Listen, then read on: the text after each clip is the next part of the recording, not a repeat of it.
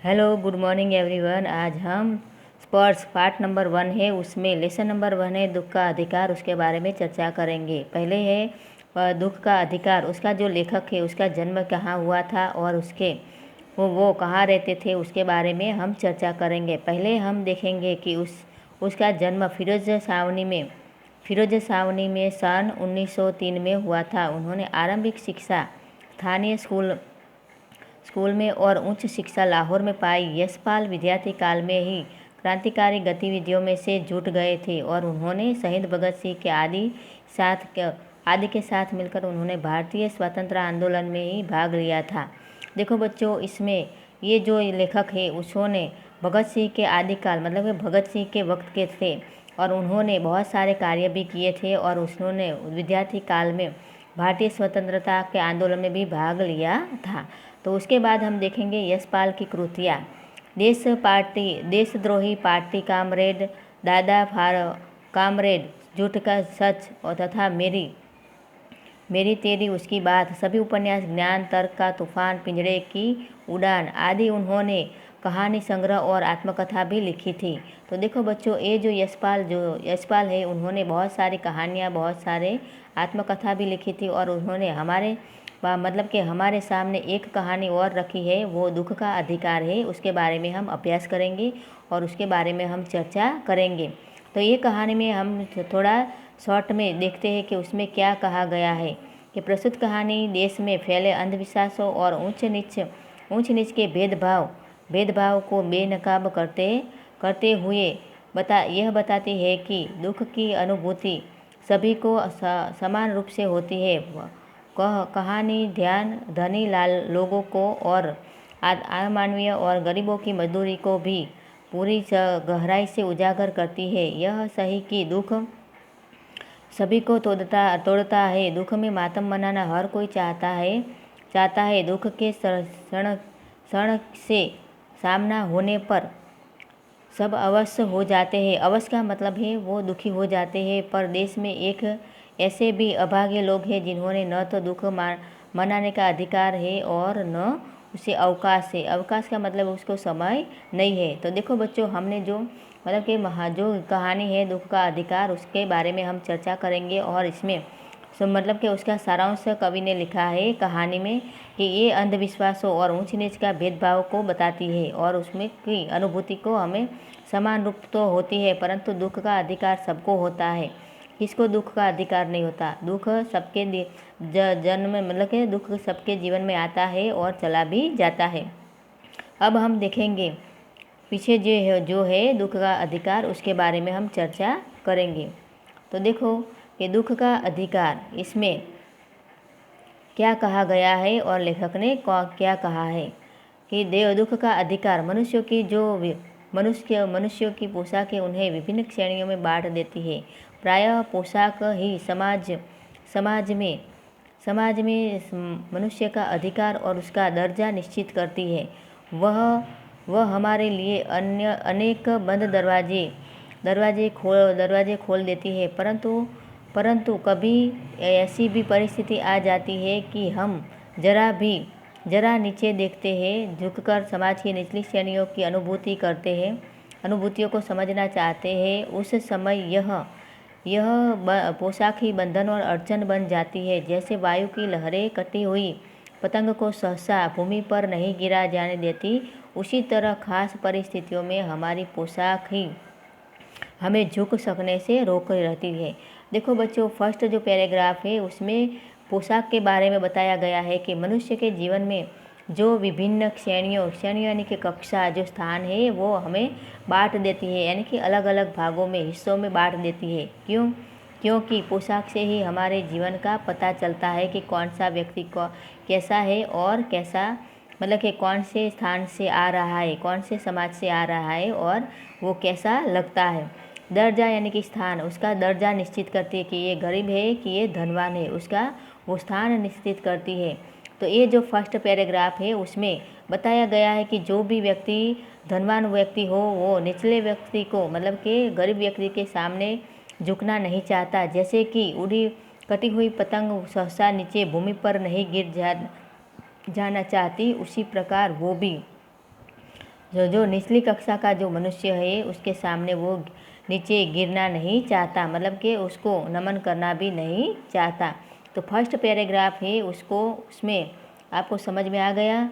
तो अब देखो जो दूसरा जो पैराग्राफ है कि उसमें क्या बताया गया है और क्या कहा गया है। देखो ये जो बूढ़ी औरत है ये बूढ़ी औरत के बारे में है कि बूढ़ी औरत क्या करके क्या लेके बैठी है और क्या कर रही है, कैसे बैठी है और क्या रो रही है, क्या कर रही है, उसके बारे में हम चर्चा करेंगे। तो आगे देखो कि बाज़ार में फुटपाथ पर कुछ खरबूजे डालियों में और कुछ ज़मीन पर बिक्री के लिए रखे जान पड़ते हैं। खरबूजों के समीप एक अधेड़ उम्र की औरत बैठी रो रही थी।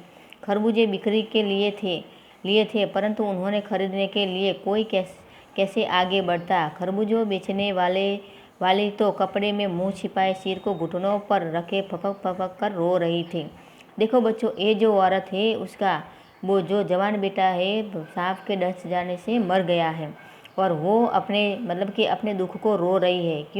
क्योंकि अपने जीवन में बहुत सारे दुख आए हैं परंतु ये दुख बहुत बहुत भारी है और इसके कारण वो बाज़ार में फुटपाथ पर कुछ खरबूजे लेकर वो डलिया लेकर वो ज़मीन पर बैठी है और वो अपने घुटनों बल पर बैठी है और वो रो रही है क्योंकि उसका जो जवान बेटा है वो सांप के काट जाने से डंड से जाने से वो मर गया है और घर में कोई कमाने वाला नहीं है, इसलिए वो आधेड़ के उम्र वाली जो औरत है वो आके वहाँ बैठी है। आधी उम्र की जो औरत है आके बैठी है क्योंकि जीवन में खाने के लिए और घर में कुछ पैसा लाने के लिए कुछ तो करना पड़ेगा, इसलिए एक खरबूजे वाली औरत है वो अपने घर का निर्वाह करने के लिए वो बाज़ार में अपना मुंह छिपाकर और खरबूजे लेकर वहाँ पे बैठी है। तो समझ में आ गया। अब आगे देखो कि इसमें क्या कहा गया है उसके बारे में हम चर्चा करेंगे। आगे ये पड़ोस की दुकानों के तख्तों पर या बाजार में खड़े लोग घृणा से उसी स्त्री के संबंध में बात कर रहे थे।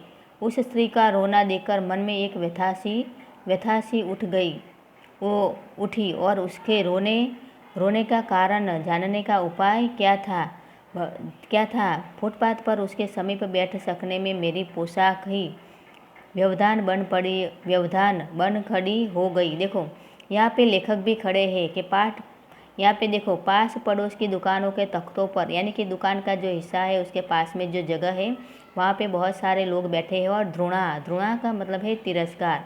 ये तिरस्कार की नज़रों से वो स्त्री के संबंध में बातें कर रहे हैं और वो स्त्री का रोना देखकर मन में एक व्यथा यानी कि लेखक भी वहाँ पे खड़े हैं और वह व्यथा यानी कि उसको बहुत व्यथा का मतलब है वो बहुत दुखी है और वो उठी और व्यथा सी उठी, पर उसके रोने का कारण जानने का उपाय क्या था। फुटपाथ पर उसके समीप बैठ सकने में भी मेरी पोशाक अड़चन यानी कि रुकावट बनकर व्यवधान यानी कि जो उसका पोशाक है वो रुकावट बनकर खड़ा हो गया था। क्योंकि लेखक अच्छे घराने के व्यक्ति थे और वो लेखक अच्छे घराने के व्यक्ति थे और वो स्त्री है गरीब थी और उसके पास जाने से भी उसका मन मतलब कि उसकी पोशाक उसको रुकावट बनकर खड़ी हो गई थी, इसलिए वो लेखक है वो वहाँ पे जा नहीं सके।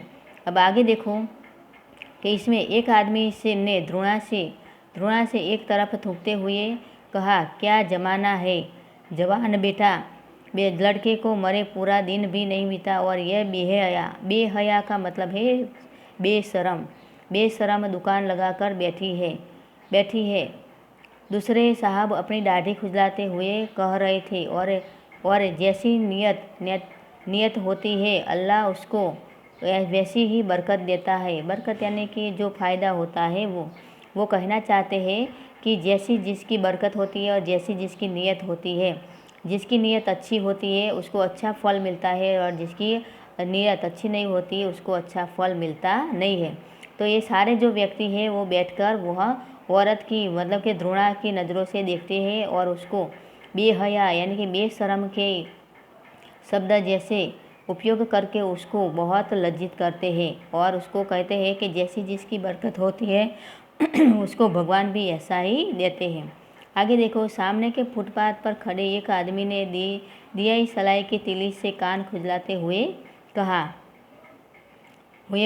अरे इन लोगों का क्या धर्म लोगों का क्या है, ये कमीने लोग रोटी के टुकड़े पर जान दे देते हैं, उसके लिए बेटा बेटी खसम लुगाई धर्म ईमान सब रोटी का टुकड़ा है। देखो, इसमें बच्चों क्या कहा गया है कि इसमें ये कहा गया है कि सामने के फुटपाथ पर खड़े आदमी ने दिया सलाई यानी कि कान खुजलाते हुए उस औरत के बारे में कहा कि ये औरत ऐसी है कि ये लोग कमीने लोग रोटी के टुकड़े के लिए अपना जो बेटा बेटी खसम लुगाई यानी कि पति पत्नी धर्म ईमान यानी कि विश्वास जो होता है उसके पर उसका टुकड़ा होता है, टुकड़ा यानी कि रोटी का टुकड़ा होता है, वही उसके जीवन के लिए महत्व रखता है।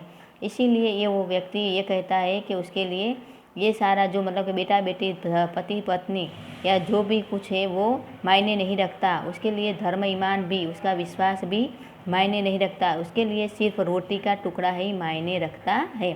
उसके बारे में चर्चा की गई है।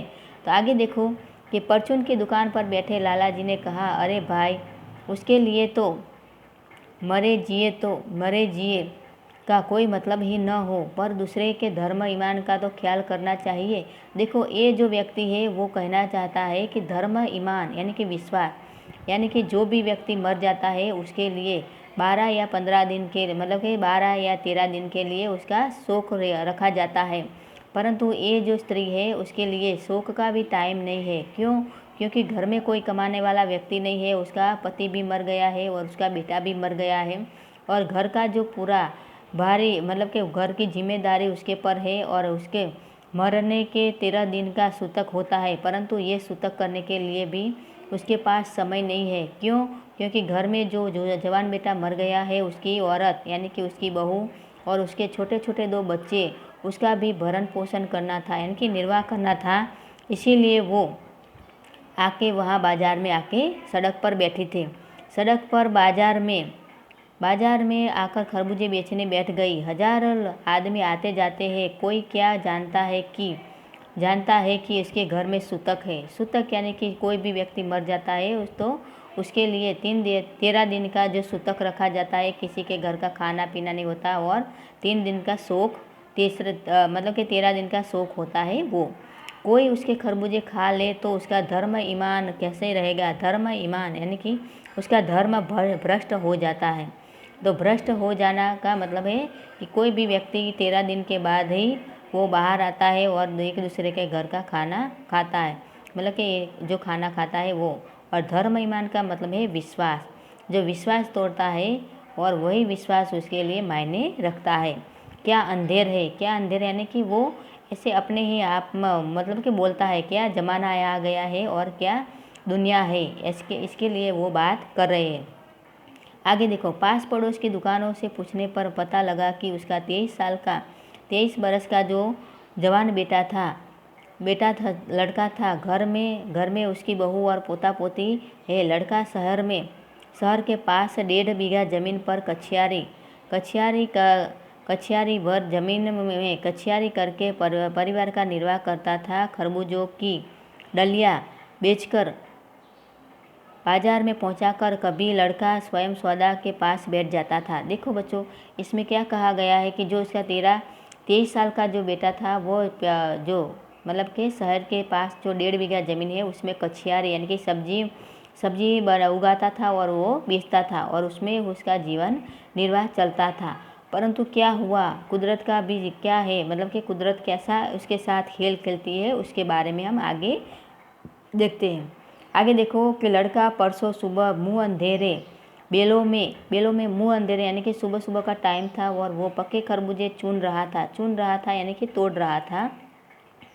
गीली मेड़ के तरावट में विश्राम करते हुए एक सांप पर लड़के का पैर पड़ गया और सांप ने लड़के को डंस लिया। देखो, इसमें क्या है कि गीली तरावट यानी कि जो ज़मीन का हिस्सा होता है, जो पाल कहते हैं, जो खेत में जो बड़ी सी पाल आती है उसमें से वो तरावट में वो जो सांप था वो सो रहा था और अचानक उस लड़के का पैर उस पर पड़ गया और सांप ने उसको डंस लिया, उसको डंक मारा और वो मर गया। आगे देखो, लड़के की बुढ़िया बुढ़िया माँ बावली होकर ओझा को बुला लाई, झाड़ना फूंकना हुआ। देखो, ओझा ओझा यानी कि जो जहर उतारता है वही व्यक्ति को बुला लाई, और झाड़ना फूंकना यानी कि उसके मंत्र फूंकना शुरू हो गया। नागदेव की पूजा हुई, पूजा के लिए दान दक्षिणा चाहिए। घर में जो कुछ आटा बचा था वो भी चला गया था। देखो बच्चों, इसमें बावली होकर उसकी माँ उसके बेटे को बचाने के लिए क्या क्या कर रही है उसके बारे में हम चर्चा की। अब पीछे देखो कि पीछे वाला जो पेज है उसमें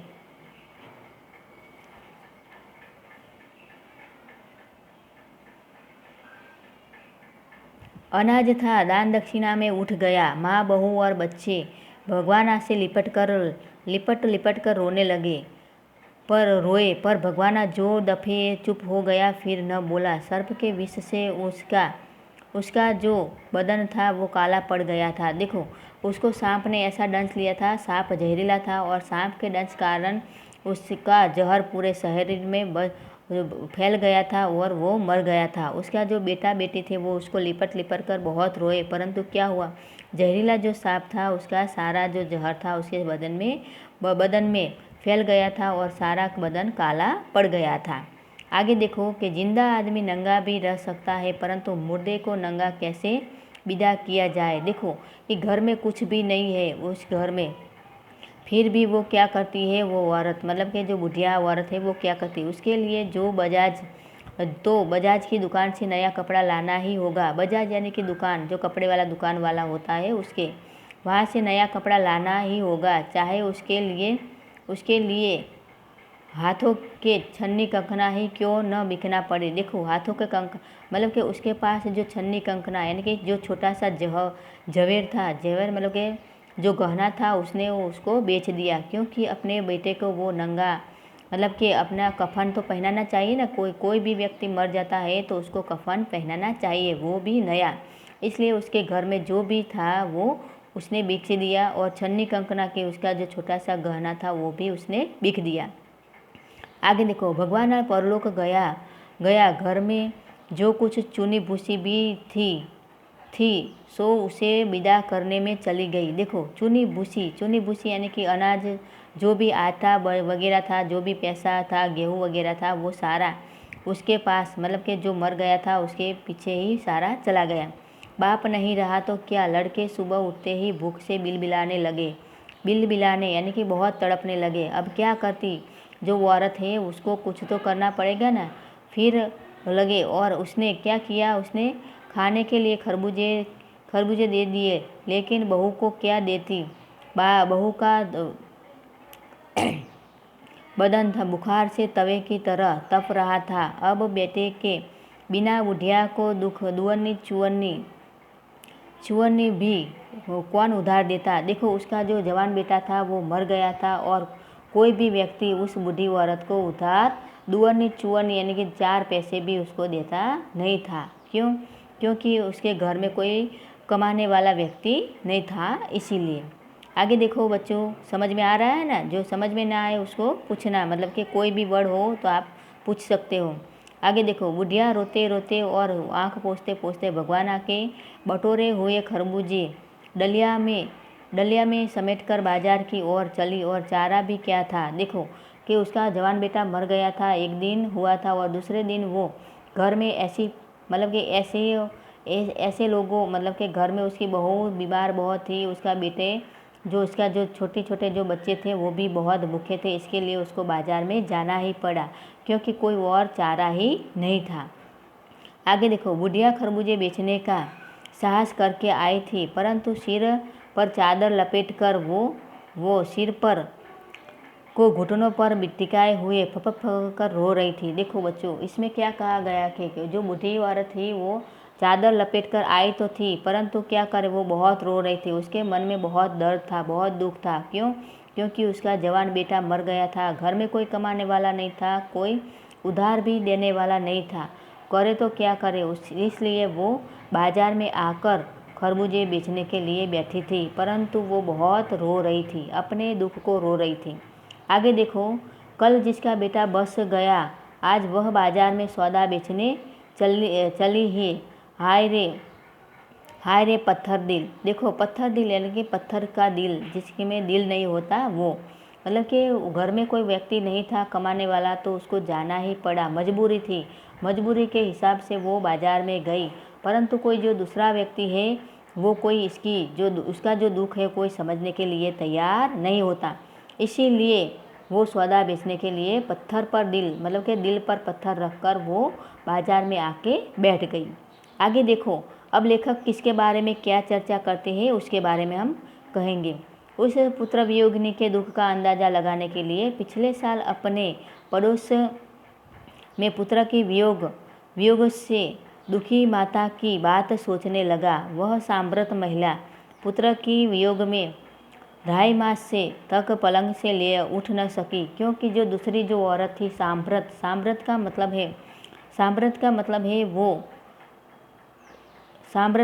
है पैसे वाली औरत के पैसे वाली औरत है, और उसका भी जवान बेटा मर चुका था, और वो 1.5 महीने मतलब कि 2.5 मास से वो पलंग पर उठ न सकी, क्योंकि उसको ऐसा सदमा लगा था अपने पुत्र वियोग में।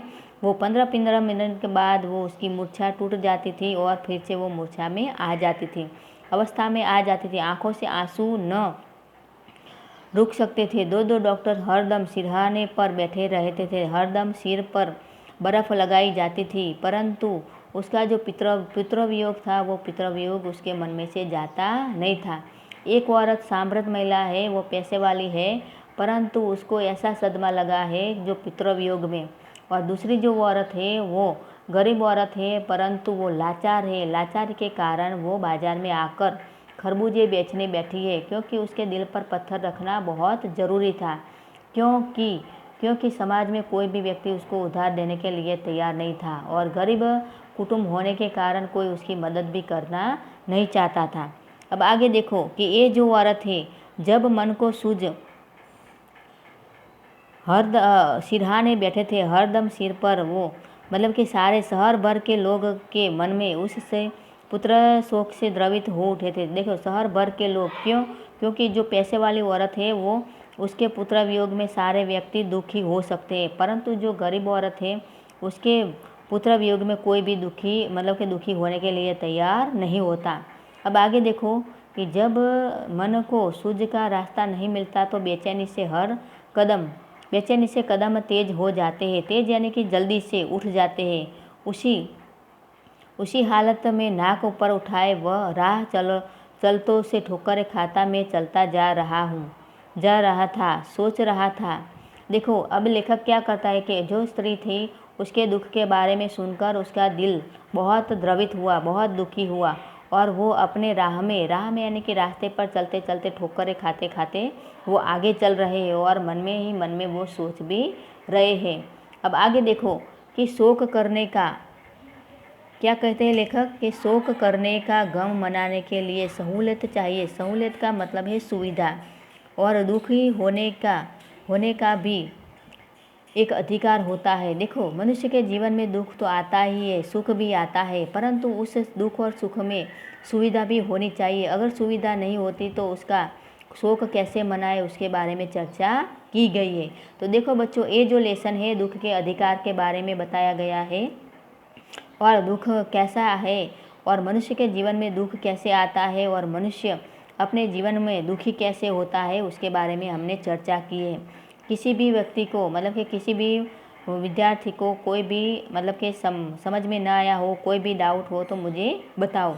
अब देखो फर्स्ट वाला जो हम अब मतलब कि प्रश्न अभ्यास हम करेंगे। अब देखो फर्स्ट वाला जो क्वेश्चन है, किसी व्यक्ति की पोशाक को देखकर हमें क्या पता चलता है। देखो किसी भी व्यक्ति की पोशाक को देखकर हमें उसके दर्जे का पता चलता है, समझ में आ गया। दूसरा देखो, खरबूजे बेचने वाली स्त्री से कोई खरबूजे क्यों नहीं खरीद रहा था। देखो क्योंकि उसका जवान बेटा मर गया था और उसने सूतक भी नहीं 13 दिन का सूतक भी नहीं किया था, इसलिए कोई भी व्यक्ति उसका खरबूजा नहीं ले रहा था। उस स्त्री को देखकर लेखक को कैसा लगा। उस स्त्री को देखकर लेखक को अपने मतलब कि उसको बहुत दुख हुआ, और उसको कैसा लगा, मतलब कि उसके मन में बहुत दुख हुआ। उस स्त्री के लड़के की मृत्यु का कारण क्या था। उस स्त्री के लड़के की मृत्यु का कारण है सांप की दंड जाने से उसका मृत्यु हुआ था। आगे देखो 5वां नंबर है कि बुढ़िया को कोई भी उधार क्यों नहीं देता था, क्योंकि बुढ़िया के घर में कोई भी व्यक्ति कमाने वाला अब नहीं रहा था, इसलिए कोई भी व्यक्ति उसको उधार नहीं दे रहा था। आगे देखो बच्चों, ये जो 5 क्वेश्चन है उसमें सारे जो क्वेश्चन है वो अच्छी तरह लिखना है और रीड करना है, और जो भी समझ में ना आए हमें पूछना। आगे देखो 25-30 वाले शब्दों वाले, मनुष्य के जीवन में पोशाक का क्या महत्व है। कि मनुष्य के जीवन में पोशाक का बहुत महत्व है, क्योंकि उससे उस पोशाक से ही उसके दर्जे का पता चलता है कि कौन से दर्जे का व्यक्ति है और कौन से समाज का है, वो समझ में आता है। पोशाक हमारे लिए कब बंधन और अड़चन बन जाती है। कब मतलब कि जब हम छोटे व्यक्ति के पास जाने के लिए तैयार होते हैं, तब हमारा जो पोशाक है वो बंधन और अड़चन बन जाती है। लेखक उस स्त्री के रोने का कारण क्यों नहीं जान पाया, क्योंकि लेखक को भी अपनी जो पोशाक है, अपनी जो व्यवधान है, रुकावट बनकर खड़ी हो गई थी, अड़चन बनकर खड़ी हो गई थी, इसलिए उसके पास वो जाना चाहते थे परंतु वो जा नहीं सके और इसका कारण वो जान नहीं पाए। भगवान अपने परिवार का निर्वाह कैसे करता था। भगवान अपने परिवार का निर्वाह शहर के पास में जो 1.5 बीघा जमीन थी उसमें कछियारी करके करता था। आगे देखो, लड़के की मृत्यु के दूसरे ही दिन बुढ़िया खरबूजे बेचने क्यों चल पड़ी। तो लड़के की मृत्यु के दूसरे ही दिन बुढ़िया इसलिए खरबूजे बेचने के लिए